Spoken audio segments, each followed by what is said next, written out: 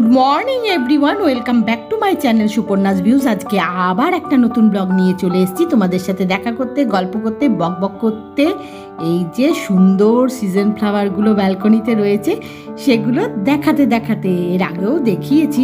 আসলে কি বলো তো, এখন তো গরম প্রায় পড়েই গেছে, আর কদিন যে এই ফ্লাওয়ারগুলো এমনি থাকবে জানি না। অনেক হয়েছিল কিন্তু ম্যাক্সিমামগুলোই আর এরকম নেই, কিছুগুলো রয়েছে যেগুলো পরে ফুটেছিল।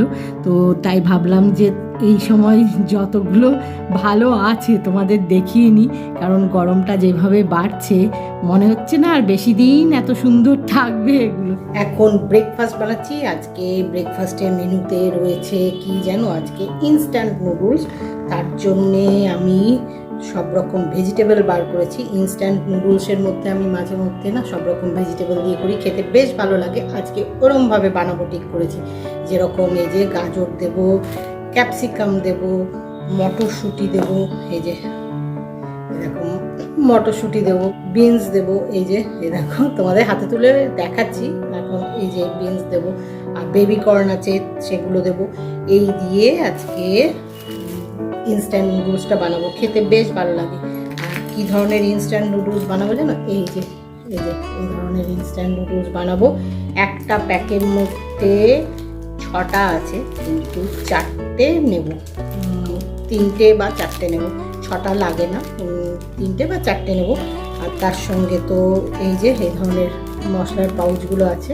তো আমি এইগুলো, এই 6টা আছে, 6টা রয়েছে বলে 6টা আছে, তো যটা নেব আমি, মানে এটা ইউজ করবো 6টা প্যাকেট, মানে একটা এরকম রাউন্ড শেপ এটা, তাই এটা তো রাউন্ড শেপ, এরকম একটা শেপের একটা পিস নিলে তার সাথে একটা এরকম পাউচ নিয়ে নিতে হবে, এতে মশলাটাই আসল স্বাদটা আনে।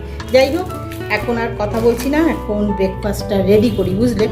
আগে ব্রেকফাস্ট রেডি করি, ব্রেকফাস্ট করি, তারপরে তোমাদের সাথে কথা বলবো। অনেকটা বেলা হয়ে গেছে আজকে, সকাল থেকে নানা রকমের এটা ওটা কাজ করতে করতে অনেকটা বেলা হয়েছে, তাই আর এখন কোনো কথা না, এখন আগে ব্রেকফাস্টটা রেডি করে নিই, তারপরে আবার গল্প কথা হবে। আজকে ব্রেকফাস্টে ইনস্ট্যান্ট নুডলস বানাবো, তাও আবার নানা রকম ভেজিটেবল দিয়ে। সেটা তো তোমাদেরকে একটু আগে বললাম, বানানো শুরু করে দিয়েছি, প্রায় হয়ে গেছে। এখন জাস্ট ওপর থেকে মশলাটা দিয়ে একটু নাড়াচাড়া করব, তাহলেই হয়ে যাবে। মশলাটা দেওয়ার আগে কীরকম দেখতে লাগে সেটা তোমাদেরকে একটু দেখালাম। এবারে মশলাটা দেবো, দেখবে মশলাটা দিলে কালারটা চেঞ্জ হয়ে যাবে। এটা খেতে না বেশ ভালো লাগে জানো তো। এই যে ইনস্ট্যান্ট নুডলসগুলো, এগুলো খেতে তো এমনি ভালো, কিন্তু আমি নানা রকমভাবে বানাই। আজকে যেরকম ভেজিটেবল দিয়ে বানিয়েছি, আর কৌশিক সবাই খেতে খুব ভালোবাসে, আমারও খুব ভালো লাগে। যাই হোক, দেখো মশলাটা যেই দিচ্ছি কালারটা কেমন আস্তে আস্তে চেঞ্জ হয়ে যাচ্ছে, প্রায় হয়েই গেছে। এই যে মশলাটা দিলাম, এইবারে একটু নাড়াচাড়া করব। একটা একটা করে পাউচ এই যে ছোট ছোট রয়েছে, সেই প্যাকেট থেকে মশলাগুলো দিচ্ছি। দেওয়া কমপ্লিট হয়ে গেলেই নাড়াচাড়া করব। দেওয়া কমপ্লিট হয়ে গেছে, এখন একটু নাড়াচাড়া করে নিচ্ছি, ব্যাস, তাহলেই ইনস্ট্যান্ট নুডলস রেডি। প্রায় হয়ে গেছে। এই দেখো মশলাটা কীরকম আস্তে আস্তে মিশে গেছে পুরোটা, ওপর থেকে তখন দিচ্ছিলাম, এখন পুরোটা মিশে পুরো রেডি। জাস্ট টেবিলে নিয়ে গিয়ে প্লেটে সার্ভ করা। তার আগে তোমাদের একটু দেখিয়ে নিলাম, আর একটু হবে, জাস্ট 2-1 মিনিট, প্রায় হয়ে এসছে। তোমাদেরকে দেখাচ্ছি, কারণ এই যে কালারটা চেঞ্জ হলো না, সেইটা দেখানোর জন্য। যাই হোক, এখন ইনস্ট্যান্ট নুডলস পুরোপুরি রেডি হয়ে গেছে। গ্যাস ওভেন অফ করে দিয়েছি, ঢাকাটা সরিয়ে তোমাদের দেখাচ্ছি। এইবারে এটা ডাইনিং টেবিলে নিয়ে গিয়ে প্লেটে সার্ভ করব, করে ব্রেকফাস্টটা করে নেব। খুব গরম যদিও এখন, মানে সার্ভ করে একটু ওয়েট করতে হবে খাওয়ার জন্যে, কারণ খুব গরম।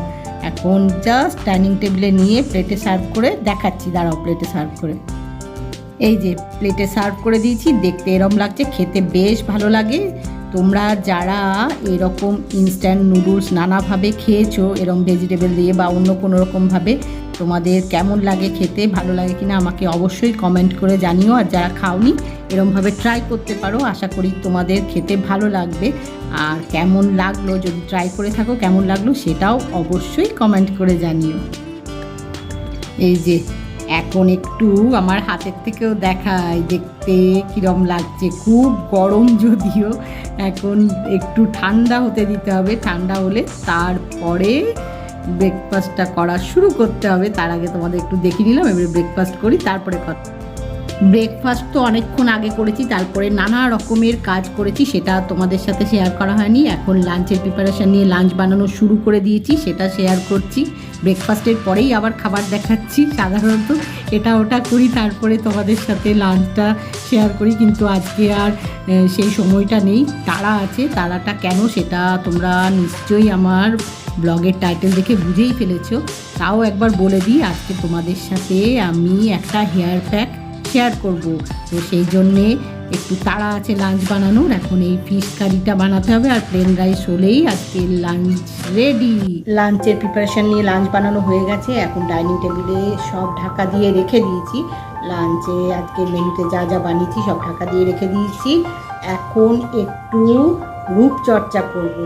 স্কিনের কেয়ার তো সবসময় নিই, আজকে একটু হেয়ারের কেয়ার নেব।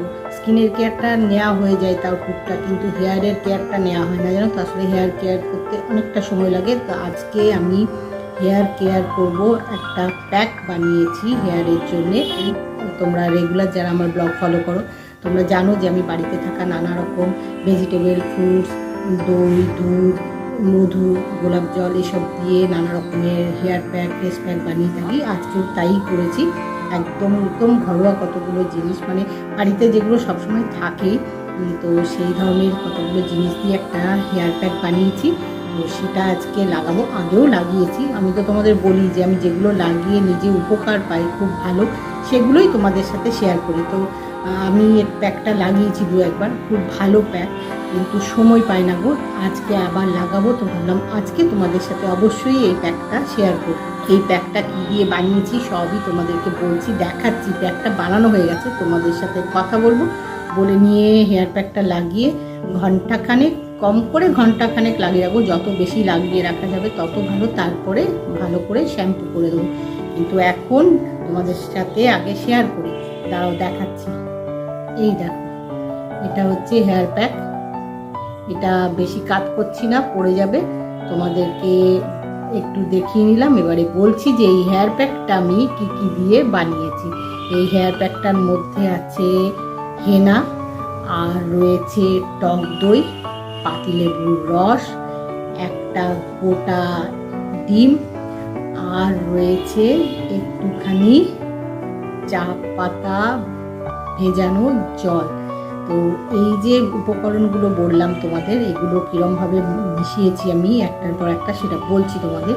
এই প্যাকটা যে দেখলে, এটা কিন্তু আজকেই সকালে বানাইনি, এটা কালকে রাত্রিবেলা থেকে বানানো শুরু করেছি। কালকে রাত্রিবেলায় হেনাটা আর তার সাথে একটু চায়ের লিকার করে নিয়েছিলাম, সেই চায়ের লিকারটা দিয়ে ভিজিয়ে রেখে দিয়েছিলাম সারা রাত।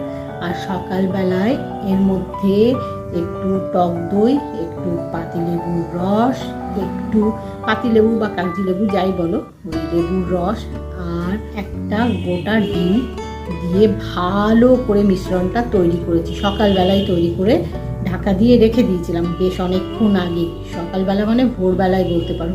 প্যাকটা ঢাকা দিয়ে রেখে দিয়েছিলাম। তারপরে সকাল থেকে নানা রকম সংসারের কাজ করছি, ব্রেকফাস্ট বানানো, জামা কাপড় ছাদে মেলে আসা, লাঞ্চ বানানো, এটা ওটা করে সব করে নিলাম কাজগুলো। ততক্ষণে এটাও অনেকক্ষণ ভেজানো থাকলো। এইবারে প্যাকটা দেখতে এই যে এরকম হয়েছে।